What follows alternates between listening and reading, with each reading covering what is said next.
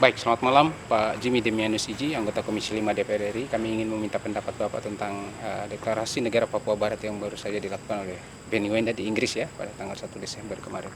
Silakan.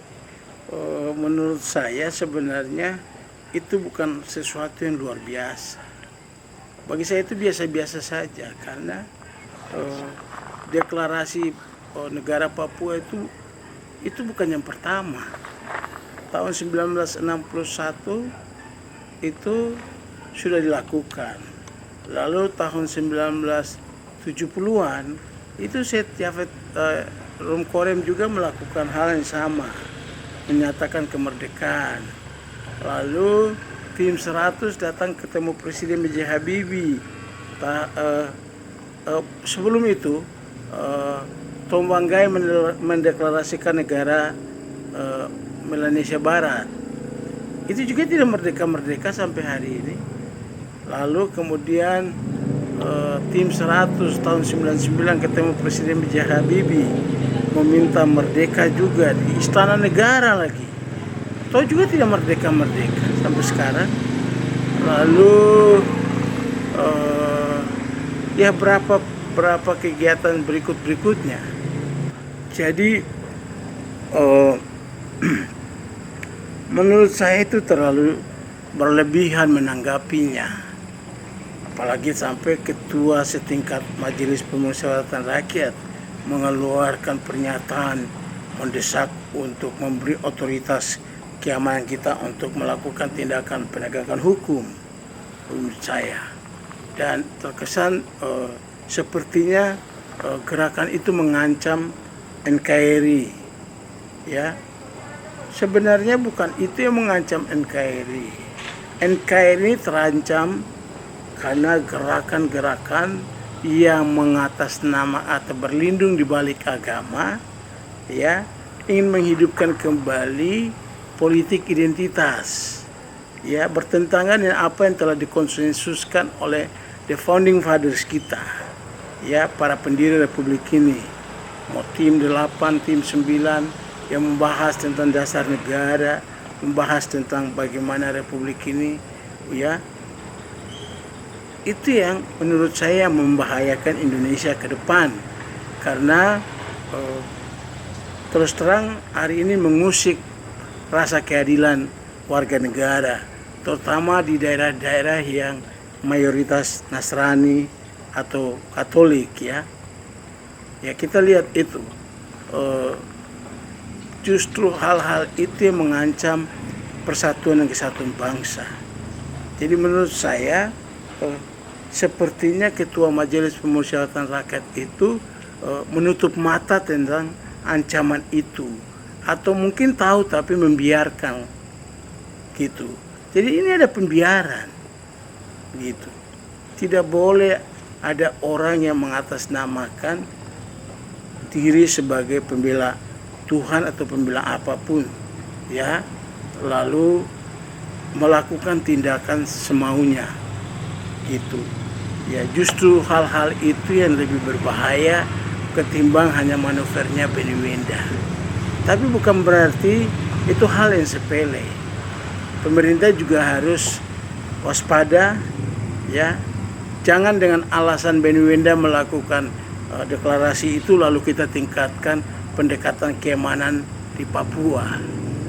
Lalu kita mengatakan bahwa itu penegakan hukum. Penegakan hukum itu kapan? Menurut hukum apa? Hukum internasional, hukum militer, apapun tidak dibenarkan TNI itu melakukan penegakan hukum. Penegakan hukum dilakukan oleh aparat kepolisian negara. Ada jaksa, ya, itu yang melakukan tindakan itu. Tapi bahwa TNI juga diperlukan untuk itu kalau betul-betul negara ini dalam keadaan memang genting atau gawat. Lah, baru menyatakan begitu saja, terus gawatnya di mana? Berapa negara sih yang mendukung? Gitu. Jadi kita yang membesar-besarkan. Bagi kami itu gerakan yang biasa-biasa saja. Itu berulang terjadi di Papua. Dan saya sayangkan sekali ada manuver begitu, banyak orang yang tidak berdosa justru menjadi korban. Ya, Bayangkan dengan manuver itu mulai dari peristiwa Nduga sampai sekarang TNI bahkan sudah membentuk pasukan keamanan yang dipimpin oleh seorang Letnan Jenderal bintang 3 yang pangkatnya lebih tinggi dari Pangdam Trikora. Sudah segawat itukah Papua? Gitu. Ataukah ini hanya alasan untuk melindungi atau mengamankan kepentingan investasi besar-besarannya masuk ke Papua setelah diberlakukannya Undang-Undang Cipta Kerja ini? Gitu. Jadi menurut Pak Jimmy sebaiknya bagaimana menyikapi tindakan Benny Wenda yang terjadi pada 1 Desember kemarin itu? Menurut saya pikir sudah berkali-kali banyak komunitas di Papua menyerukan perlunya suatu dialog. Ini kan baru dialog, bukan sebuah perundingan seperti Aceh. Aceh itu kan perundingan, gitu. Nah, pemerintah juga terkesan diskriminatif dalam menangani Aceh biasa-biasa. Kalau untuk Papua baru kibarkan bendera itu sudah ekstra hati-hati. Harus ada tindakan yang benar-benar ekstraordinari, gitu. Jadi saya pikir ini biasa-biasa saja, tapi bukan berarti juga kita menyepelekan. Kita patut mewaspadai. Dengan cara apa? Kita lihat sekarang sepertinya banyak negara seperti Vanuatu yang kata Menko Polhukam Mahfud MD itu cuma negara kecil. Saya heran pejabat setingkat itu mengeluarkan statement yang menyederhanakan masalah.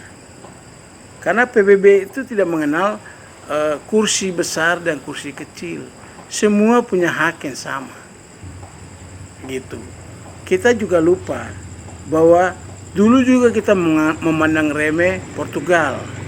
Bahwa kita mengatakan Portugal adalah negara miskin di Eropa, negara tidak punya apa-apa. Tapi faktanya dari manuver suatu Portugal seorang diri, lama-lama akhirnya membuahkan hasil bahwa sidang Majelis Umum PBB memutuskan untuk referendum bagi Timor Timur. Nah, siapa yang mengatakan bahwa referendum itu hanya satu kali untuk suatu negara dan final? Nah, ini berapa kali pernyataan yang saya dengar dari Menko Polhukam. Saya pikir ada banyak negara di dunia yang merdeka karena referendumnya dilakukan berulang kali, gitu. Jadi jangan menyederhanakan soal, gitu. Saya berharap lebih penting, apalagi saya menyikapi pernyataan saudara saya Fadlison yang mengatakan seolah-olah persoalan Papua ini lebih berat ketimbang persoalan Habib Rizik. Ya, menurut saya justru apa yang dilakukan oleh Rizik dan kawan-kawan itu yang justru mengancam kedaulatan NKRI ini. Apalagi ideologi jelas-jelas mereka tidak mengakui ideologi Pancasila. Gitu. Lalu juga mungkin tidak mengakui bentuk negara ini, negara kesatuan. Ingin menawarkan khilafah lah, apa dan sebagainya. Nah, saya pikir itu yang justru mengancam NKRI. Jadi menurut saya Bang Fadli dengan statement itu justru menyebabkan pemerintah melakukan pendekatan militer yang sangat masif di Papua hari ini. Karena menurut saya justru dengan pendekatan itu yang akan mungkin menimbulkan pelanggaran HAM yang nanti justru mengundang intervensi pihak lain. Kita dengar bahwa dalam beberapa waktu terakhir belakangan ini banyak pihak yang sudah mendesak Komisi Tinggi Hak Asasi Manusia Perserikatan Bangsa-Bangsa untuk mengunjungi Papua dan memberi laporan tentang perkembangan HAM di Papua. Saya pikir itu yang perlu diantisipasi. Tidak ada yang melakukan show force mengerahkan kekuatan angkatan bersenjata ke Papua. Dulu Timur juga kerahkan senjata kuat-kuat, tapi pada akhirnya kita juga menyerah karena tekanan internasional. Karena kita ini bukan sebuah negara yang bisa berdiri sendiri. Kita juga masih tergantung pada negara bangsa lain. Karena itu ya ada baiknya mari kita lebih menahan diri, tidak terprovokasi untuk melakukan hal-hal yang justru akan memperumit ya upaya kita untuk mencari solusi damai terhadap Papua. Saya pikir beberapa waktu yang lalu kami sudah menyampaikan perlunya undang-undang itu direvisi dengan pembobotan yang bisa memberikan rasa adil bagi rakyat Papua dan bisa dengan itu bisa mendorong tercapainya kesejahteraan bagi orang Papua sehingga mereka tidak lagi memikirkan tentang negara mimpi atau negara impian ya seperti yang kemarin Pak Mahfud mengatakan apa yang dilakukan BNI itu hanya ilusi gitu. Tapi kalau ilusi ngapain Bapak kirimkan pasukan banyak-banyak ke Papua? Ini kan jadi pertanyaan. Orang gila di rumah sakit jiwa pun bertanya itu. Iya kan? Anda bilang ilusi, tapi Anda mengerahkan pasukan dan dipimpin oleh seorang bintang 3. Itu kan jadi pertanyaan juga itu. Gitu. Karena itu saya minta jangan terlalu menggampangkan masalah. Lalu pada ketua MPR saya dengan rasa hormat, tanpa mengurangi rasa hormat saya, bahwa MPR didirikan untuk kepentingan rakyat, seluruh rakyat Indonesia tanpa membedakan apapun agamanya, apapun suku dan apapun bahasa dan budayanya. Karena itu kalau Bapak bersikap terhadap Benny Wenda, Bapak juga harus bersikap dan terhadap Habib Rizik dan rekan-rekannya. Supaya tidak ada kesan kita berlaku tidak adil atau pilih kasih. Gitu. Coba sekali-sekali saya dengar statement Ketua MPR yang mengatakan apa yang dilakukan Habib Rizik begini-begini dan sudah harus dihentikan.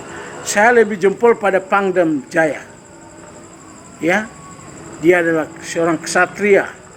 Dia demi NKRI, dia berani mengatakan dan menantang itu. Itu jauh lebih berbobot daripada kita menjadi kepimpinan sebuah lembaga tinggi yang terhormat, tapi terkesan kita diskriminatif dalam melakukan upaya-upaya penegakan hukum. Gitu.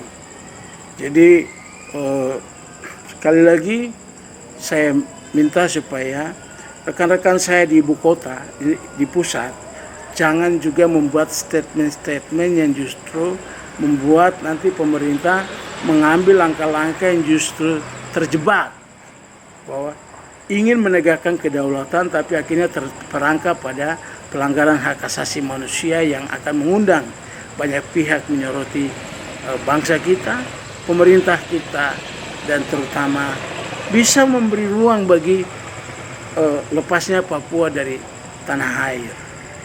Gitu. Jadi berhenti untuk memanfaatkan isu Papua untuk mendapatkan dukungan politik atau apa-apa ya. Saya berharap itu. Ya. Jadi sebagai wakil rakyat Papua Barat di Senayan, saya ingin agar pemerintah Bapak Jokowi yang pertama adalah prioritaskan revisi Undang-Undang Otonomi Khusus Papua dengan melakukan pembobotan pada hal-hal yang prinsip bagi orang Papua. Misalnya menyangkut bagaimana hak mereka atas sumber daya alam mereka, ya, bagaimana hak mereka untuk hidup, ya, untuk tidak diperlakukan dengan tidak semena-mena. Itu yang jauh lebih penting, ya, ketimbang kita bicara sana sini semua orang mengadu pendapat. Dan saya juga ingatkan banyak elit-elit Papua yang sekarang bersuara ya. Saya lihat pada tahun 99 itu mereka juga berperan sebagai aktor yang ikut mendorong kelompok Papua Merdeka itu. Tapi kok tiba-tiba sekarang mereka berbalik, ya. Ya karena itu mereka harus jelaskan terbuka kepada publik. Kami berkata begini karena kami lihat bahwa kemungkinan untuk Papua merdeka itu kecil dan tidak mungkin. Begitu dong, harus terbuka begitu. Tapi seolah-olah ingin membela supaya mendapat perhatian dari pemerintah. Ya gitu. Jangan-jangan yang diincar ini mau jadi menteri. Ya nggak usah jadi menteri, Pak, jadi mantri lebih baik. Bisa menolong orang yang sakit, bisa sembuhkan. Yang sakit kantongnya bisa disembuhkan. Gitu. Jadi saya sekali lagi sebagai anak asli Papua, ya, yang dibesarkan, terdidik oleh doktrin-doktrin Bung Karno, ya, seorang tokoh yang sangat berjasa dalam mengembalikan Irian Barat ke tanah air Republik Indonesia ini. Tapi saya menyesal karena banyak amanah-amanahnya, ya, soal Irian Barat yang tidak diteruskan oleh para penerusnya. Itu yang saya agak sedikit kecewa. Ya, beberapa waktu yang lalu pada sidang umum MPR kemarin 2019, saya kan sempat meneteskan air mata. Itu karena saya melihat apa yang sudah diperjuangkan capek-capek oleh Bung Karno dan kawan-kawan. Yosudarso itu bahkan berantam dengan Sudomo, hanya ingin membela saudara-saudaranya itu di Irian Barat. Ya, kini mungkin tidak banyak orang yang mengingat perjuangannya kecuali Korps TNI Angkatan Laut, gitu. Jadi waktu itu saya ingat pada saat pemilihan Ketua MPR dan Saudara Bambang Susatyo terpilih sebagai ketua, saya mengusulkan agar seluruh anggota MPR itu, ya, kita bergotong royong untuk meringankan beban yang dihadapi oleh saudara-saudara kita di Wamena. Kan yang di Wamena itu bukan hanya orang suku Dani, suku Muni, ya, tapi juga ada saudara-saudara kita yang dari Padang, Sumatera Barat, ada yang dari Toraja, ada yang dari Batak, dari Jawa, dari Sunda, dari Bali, dari mana-mana kan ada di sana. Itu saja pun tidak terlaksana sampai hari ini, gitu. Hal yang begitu saja terus kita tidak bisa lakukan. Lalu kita menunjukkan yang namanya gotong royong, kesetiakawan nasional itu seperti apa wujudnya, gitu. Itu kesannya saya tangkap, ya, bahwa sepertinya kita sendirian menyepelekan masalah Papua, gitu. Jadi kalau sekarang ada negara-negara yang menaruh simpati pada Papua, itu lebih pada persoalan humanity, kemanusiaan, peri kemanusiaan. Bung Karno sendiri sudah pernah mengatakan, ya, bahwa dia anti kepada penghisapan manusia atas manusia. Ini kan orang Papua merasa tereksploitasi, bukan hanya kekayaan alamnya, ya. Bahkan manusia-manusia itu untuk hidup itu, hak-hak untuk hidup saja mulai terampas pelan-pelan. Dirampas dari sumber daya alamnya dan lain-lain. Bahkan untuk mendapatkan pekerjaan saja itu setengah mati. Ya, terima kasih Bapak Menpan kemarin yang sudah mulai mengangkat atau memberi ruang buat diselesaikannya honorer. Papua Barat ada 1.200 lebih, lalu Papua ada 2.000-an itu. Saya pikir ini sesuatu yang patut diapresiasi karena mereka, kita minta mereka setia pada negara dan bangsa, menjadi warga negara yang baik, tapi untuk jadi pegawai negara ini saja setengah mati, minta ampun gitu. Dan saya mengusulkan pada Bapak Presiden untuk berani mengambil terobosan seperti yang pernah dilakukan oleh almarhum Presiden Soeharto, ya, di penghujung kekuasaannya dia memberi kebijakan mengangkat 2.000 pegawai negeri sipil asli Papua, gitu. Saya pikir itu beberapa hal yang saya ingin sampaikan. Sekali lagi, soal Papua bukan soal uang, ya.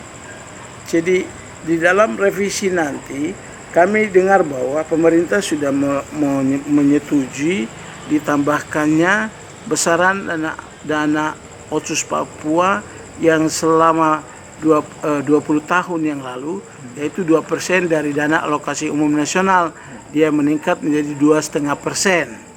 Saya pikir bukan kami tidak mau, kami mau, tapi caranya tidak begitu. Yang kami butuhkan adalah beri kami kepercayaan, beri kami kewenangan untuk kami bisa kelola kayu kami bisa kelola hutan kami, rotan kami, apa saja yang ada di hutan, ya. Kami bisa kelola ikan kami di laut, kami bisa kelola minyak bumi kami, gas kami, untuk sebesar-besarnya bagi kemakmuran dan kesejahteraan rakyat kami di sini, demi memperkuat keutuhan negara Kesatuan Republik Indonesia. Mungkin itu yang jauh lebih penting. Tapi kalau kami, oh ini kayaknya minta uang lagi nih, lalu dikasih 0,5%. Bahwa di satu sisi memang Papua dalam membangun Papua membutuhkan uang besar. Tapi kalau uangnya datang besar, tapi proyeknya dikeroyok sama orang-orang dari luar Papua juga sama saja omong kosong. Tidak ada orang Papua yang diberdayakan dalam pekerjaan-pekerjaan itu. Perusahaan-perusahaan di Papua ini juga ngemis-ngemis ke Jakarta. Karena semua pekerjaan besar, jalan atau apapun, itu sudah diambil oleh BUMN di Jakarta. Lalu di daerah itu hanya terima tetesan saja. Apa itu? Jadi kalau ditambahkan uangnya besar, harus juga disertai dengan komitmen sungguh untuk menjadikan orang Papua sebagai tuan di negerinya. Mereka bisa menjadi pelaku-pelaku bisnis. Kalau jangan alasan kita mereka tidak mampu.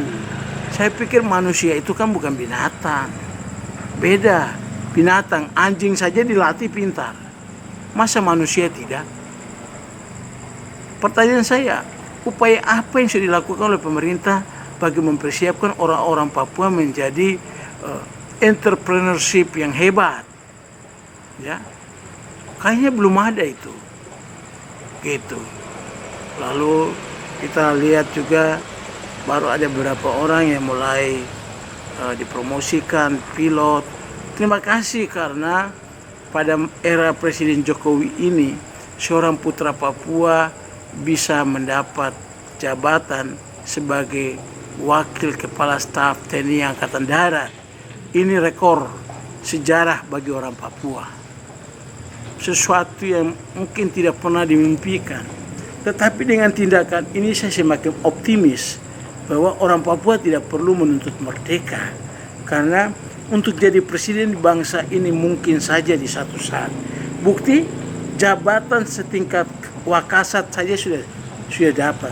Kalau beliau memperlihatkan prestasi yang gemilang, bukan tidak mungkin mereka akan bisa jadi kasat atau panglima TNI masa mendatang. Karena itu hilangkan pesimisme dan kita optimis untuk melihat masa depan bahwa Papua akan lebih baik dalam bangsa ini. Ya, kita juga harus menunjukkan komitmen sungguh bahwa integrasi itu sudah selesai. Ya, tidak perlu diperdebatkan lagi. Ya, saya tahu ada banyak orang yang juga bersuara menyatakan memisahkan diri juga. Ya, kita harus telusuri apa sebab-sebabnya. Mungkin mereka sakit hati karena mungkin tidak jadi sarjana, tidak punya lapangan pekerjaan, atau mereka ingin berpartisipasi untuk membangun tapi tidak diberi akses, terutama akses permodalan dan lain sebagainya, apalagi perizinan dan segalanya. Terus ya masih banyak hal gitu. Saya pikir kalau kita memperbaiki itu, saya sangat yakin, hakul yakin bahwa selamanya Papua akan tetap menjadi bagian dari negara Kesatuan Republik Indonesia. Ya, mungkin itu saja yang bisa saya sampaikan.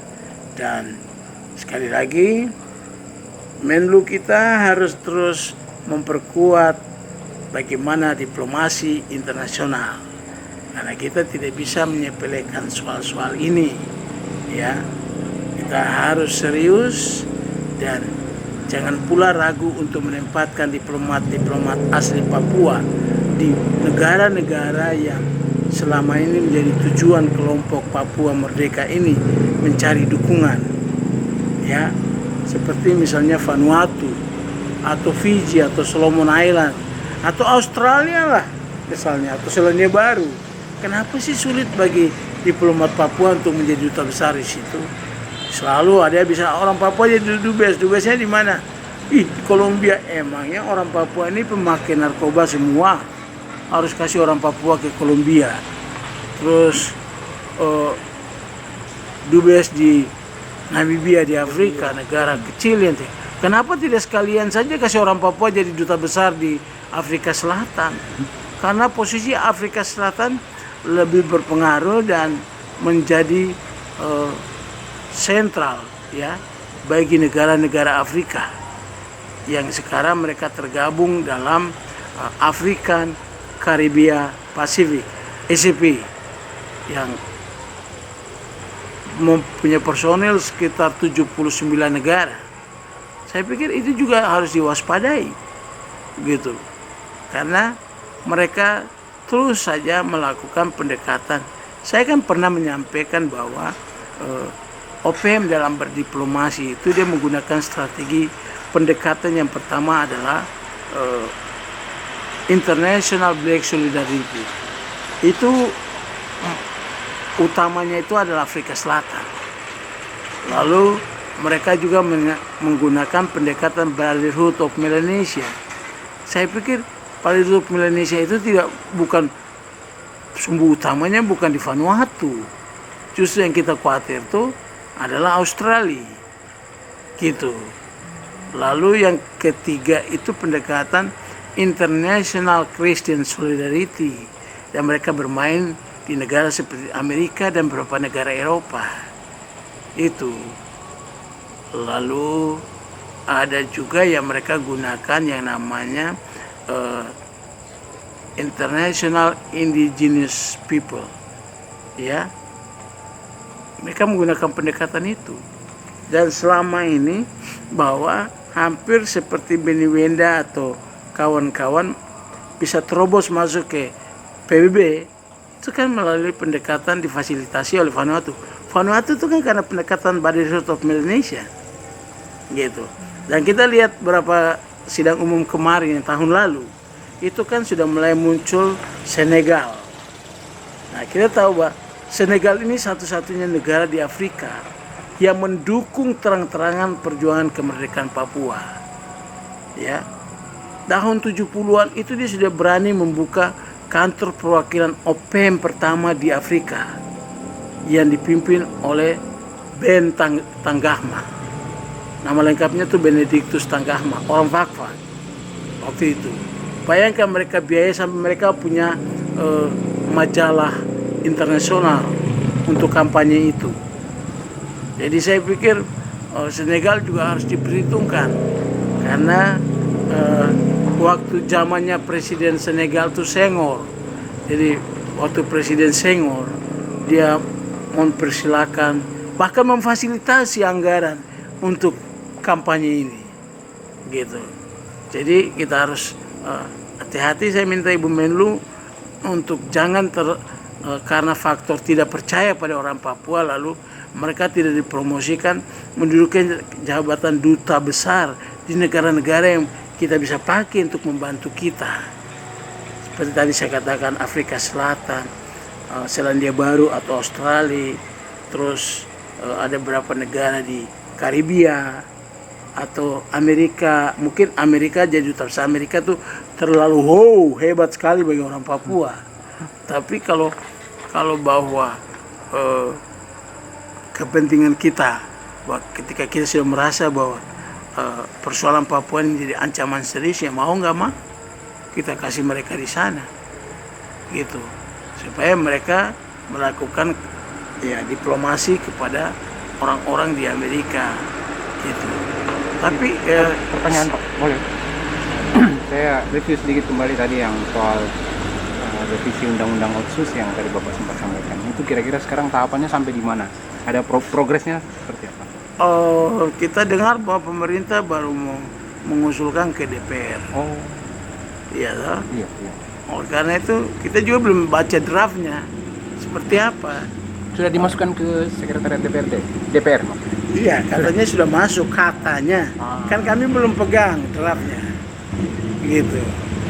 Karena itu harapan kami adalah revisi ini tidak seperti sesuatu yang kita tambal sulam saja. Iya. Tapi kita benar-benar memperkuat itu sehingga harapan kita undang-undang Otsus ini benar-benar menjadi conflict resolution. Berarti kapan agenda revisinya nih Pak? Ini kan sekarang sudah mau masuk masa reses. Ya jelas mungkin itu diusulkan untuk tahun depan. Prolegnas tahun depan ya. Atau bisa saja ya pengalaman pemerintah kan kalau soal Papua ribet-ribet ya sudah cepat-cepat kasih keluar Perpu, kasih gitu. Ya pemerintah kan yang sendirinya menyederhanakan masalah. Artinya kalau dengan Perpu itu juga dimungkinkan Otsus tetap dijalankan dengan Ya, perubahan. Ya tetap jalan, Jalan. tetap jalan. Tinggal nanti DPR-nya setelah habis reses atau awal tahun, setelah masuk baru kemudian membahas mengenai apakah dia menyetujui atau menolak Perpu itu. Kan ini Perpunya belum ada, tapi saya sudah membaca kuat bahwa siasat terakhir pemerintah adalah Perpu. Gitu. Dan kalau itu yang terjadi kita sangat menyayangkan ya, karena itu memperlihatkan tidak ada kesungguhan hati pemerintah atau niat pemerintah untuk melakukan terobosan-terobosan yang berbobot untuk menyelesaikan soal Papua di bangsa ini. Gitu. Sebagai anak asli Papua yang juga duduk di Senayan, kira-kira Pak Jimmy menghendaki kapan kalau misalnya memang ada revisi terhadap Undang-Undang Otsus? Ya karena itu beberapa waktu yang lalu kan saya minta agar ditunda, lalu beri waktu yang cukup untuk misalnya kami wakil-wakil Papua yang banding gitu ya? ada di parlemen, kami melakukan pembobotan dengan melakukan perbandingan, studi banding ke berapa negara yang sukses menggunakan Otsus sebagai conflict resolution. Itu sudah terlaksana? Belum. Gitu. Memang beberapa waktu yang lalu saya sudah sampaikan dalam rapat tim pemantau Otsus Papua, Aceh, DKI Jakarta, dan Daerah Istimewa Yogyakarta waktu itu. Sudah disetujui oleh ketua. Dalam hal ini adalah wakil ketua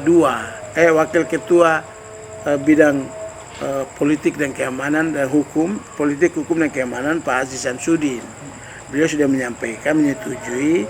Cuma saja memang kita di DPR ini sekarang selama masa pandemi ini tidak ada belanja untuk perjalanan luar negeri, belum ada. Gitu. Karena itu saya berharap untuk Bapak Mendagri jangan karena uang akan berakhir 2021 lalu kita cepat-cepat bikin Perpu. Saya pikir itu terkesan bahwa kita ini sudah kehilangan akal. Ya, saya pikir bangsa ini punya banyak pemikir orang-orang hebat yang berakal dan berhati mulia. Mari kita selesaikan persoalan bangsa kita dengan hati nurani, dengan kemauan yang sungguh-sungguh. Gitu. Saya pikir Papua ini ya kalau kita mau bicara bahwa klaim bangsa, klaim pemerintah Republik baik Irian Barat ada bagiannya itu 100% benar. Ya. Karena Papua itu adalah peninggalan dari kolonialisme Belanda, gitu. Jadi dia bukan jajahan Belanda yang terpisah dari wilayah lain, ini sama-sama jajahan Belanda. Jadi pemerintah Indonesia menerima kedaulatan itu bukan minus Papua, justru Belanda yang punya akal busuk waktu itu. Dia berusaha untuk menunda-nunda soal Irian Barat. Padahal dia punya niat untuk menjadikan Irian Barat sebagai koloni barunya. Gitu. Jadi klaim itu saya anggap sudah selesai. Itu artinya dengan asas hukum internasional utus possidetis iuris itu sudah sah wilayah kita.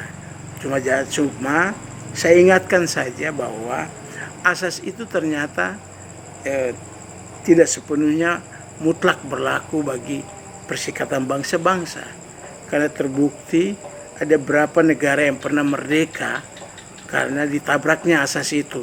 Contoh merdekanya Bangladesh dari Pakistan, terus contoh merdekanya Eritrea dari Ethiopia, ya, soal Sudan Selatan dari Sudan, dan contoh-contoh yang lain banyak. Gitu, karena itu asas itu tidak bisa dipegang sebagai sebuah patokan. Ya, asas itu berlaku kalau kita juga benar-benar memperlakukan seperti menghormati prinsip-prinsip atau hukum-hukum internasional seperti penghormatan hak asasi manusia dan lain-lain, tercapainya cita-cita negara itu bagi seluruh rakyat bangsanya. Mungkin menurut saya itu jauh lebih penting gitu. Jadi saya sarankan pada pemerintah untuk tidak menganggap terlalu berlebihan dan menjadi beban. Kita harus kerahkan pasukan besar-besaran ke Papua. Kita harus hati-hati soal itu, tapi di tengah kehati-hatian itu kita juga serius melakukan upaya mempercepat kemajuan pembangunan di Papua, gitu. Pertanyaan kedua, Pak. Tadi Bapak sempat menyebutkan pengerahan pasukan TNI mungkin ya, dalam tanda kutip bahwa ada agenda untuk melindungi di balik lahirnya produk Undang-Undang Omnibus Law. Ya, itu kan sebuah dugaan. Kenapa ya. Bapak menduga seperti itu? Ya, kami menduga karena ada petunjuk apa, Pak, dari dugaan yang Bapak sampaikan? Ya, kita lihat mulai bukan hanya undang-undang Omnibus Law sebagai penyebab, undang-undang mineral dan batu bara itu saja. Kalau kita baca sekarang, undang-undang itu hampir meniadakan peran daerah. Kalau daerah, pemerintah perpanjangan tangan dari pemerintah pusat saja ditiadakan perannya, otomatis masyarakat adat milik hak wilayah pun tidak dianggap. Gitu. Dan karena itu banyak pihak yang berkepentingan dengan kekayaan alam di Papua. Kita lihat saja penyebab meletusnya tembak menembak di Intan Jaya. Kan di situ kan ada emas. Gitu. Lalu di Timika beberapa waktu yang lalu, di Nduga. Seperti itu. Jadi di Nduga itu bukan hanya karena orang bangun jalan, tidak. Cuma ada tambang yang dilindungi dan ingin cepat dieksploitasi. Itu terjadi. Dan kita lihat berapa waktu lalu kenapa alasan di Papua Barat, khususnya Kabupaten Maibrat, ada terjadi pengerahan pasukan ke Aifa Timur. Ya, di situ kan ada emas. Di situ juga ada batu bara, ada tembaga. Gitu. Jadi akhirnya saya melihat bahwa sepertinya kita nih lebih mengejar kekayaan daripada keselamatan bangsa dan negara, keutuhan bangsa dan negara, gitu. Jadi rame-rame sudah menjadi ya mohon maaf, saya duga bahwa Korps TNI itu kadang-kadang disalahgunakan oleh petinggi-petingginya untuk melindungi pemodal-pemodal, yang terutama pemodal asing ya, yang masuk ke sini. Lalu karena mendapat bagian yang besar, mereka kadang-kadang kemudian mengesampingkan kepentingan bangsa dan negara dan rakyat bangsanya. Itu yang terjadi, gitu. Jadi saya hanya menginginkan agar pemerintah lebih serius untuk mempercepat kemajuan dan kesejahteraan rakyat Papua, kemajuan pembangunan di Papua dan tercapainya kesejahteraan bagi rakyat Papua. Lalu tinggalkan pandangan yang selama ini hanya menjadikan Papua sebagai tujuan untuk berburu rente. Itu harus dihilangkan. Papua adalah bagian kita. Seperti kata-kata Bung Karno pada amanatnya tanggal 19 Desember tahun 1963 di kota Ambon. Bung Karno mengatakan bahwa marilah kita jadikan Irian Barat sebagai zamrud yang melingkari khatulistiwa. Ya kan, artinya bahwa Papua itu indah, Papua itu kaya, dan ini adalah potensi kita yang kita lindungi, bukan untuk diri kita sendiri, tapi buat kepentingan anak cucu kita di masa-masa mendatang. Kita juga sadar bahwa tidak mungkin orang Papua akan tinggal dalam kehidupannya eksklusif, bahwa hanya orang Papua. Tapi hari ini kan kita juga sadar orang Papua sudah kawinnya orang Batak, orang Papua juga kawinnya orang Sunda, orang Jawa, orang Manado, dan perkawinan itu sudah terjadi, proses asimilasi berjalan. Ya, saya membayangkan bahwa orang Papua akan menjadi seperti warga kulit hitam di Amerika yang dulu mengalami politik rasialisme yang luar biasa.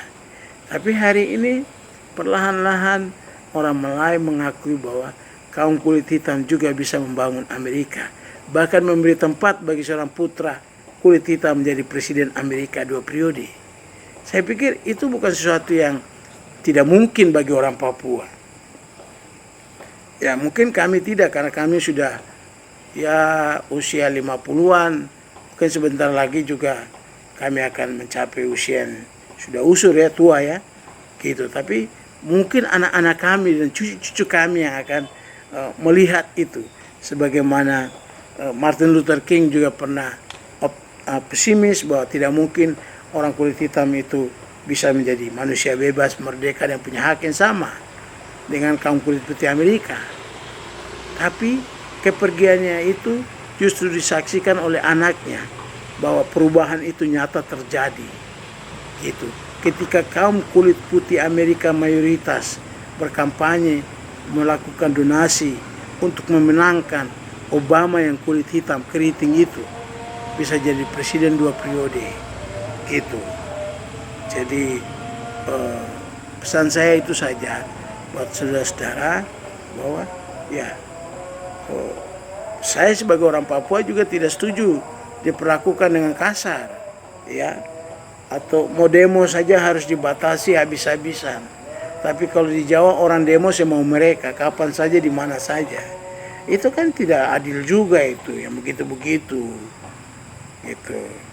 Jadi kebebasan berekspresi itu dijamin untuk seluruh warga negara Indonesia. Apapun warna kulit, apapun bentuk rambut, apapun agamanya, apapun sukunya, apapun bahasa dan budayanya, setiap orang harus mendapat perlakuan yang sama. Gitu. Nah, satu hal yang saya mengingatkan begini, berapa waktu kemarin di Aceh malah orang kibarkan bendera Aceh. Kok pemerintah tidak menindak itu? Tidak juga mengambil, saudara ketua MPR tidak mengatakan itu tindakan begini. Tapi kalau Papua langsung cepat gitu. Emang status Papua di bangsa ini apa? Daerah jajahan atau apa? Kalau dia juga adalah daerah yang sama memperoleh kemerdekaan seperti saudara-saudara yang lainnya, perlakukan sama baik di hadapan hukum maupun pemerintahan. Harus diperlakukan sama. Siapa saja melakukan perbuatan merongrong negara atau melawan negara, ditindak, ditumpas. Harus sama seperti gitu. Jangan memberi kesan, dan itu juga yang memberi amunisi kepada Benny Wenda untuk melakukan manuver politik di luar negeri dan menyakitkan kelompok-kelompok di luar negeri bahwa kita kalau menghadapi orang Papua harus begini, lebih keras. Kalau sama orang lain yang bikin macam-macam tidak perlu, biasa-biasa saja gitu. Ya contoh seperti saya melihat itu juga yang kelompok HTI itu kan juga membawa bendera sendiri itu. Kenapa mereka tidak dibasmi? Atau ada keluar pernyataan dari ketua MPR mengatakan itu organisasi terlarang atau apa. Jadi terkesan bahwa organisasi dilindungi hanya untuk kepentingan elektoral saja, supaya mendapat suara bagi partai tertentu. Tapi bukan untuk kepentingan bangsa dan negara. Kalau untuk kepentingan bangsa dan negara, harus perlakuannya sama. Hukum harus ditegakkan lurus. Tidak pilih warna, tidak pilih bentuk kulit, tidak pilih agama, tidak pilih suku, bahasa, budaya. Itu saja harapan kami.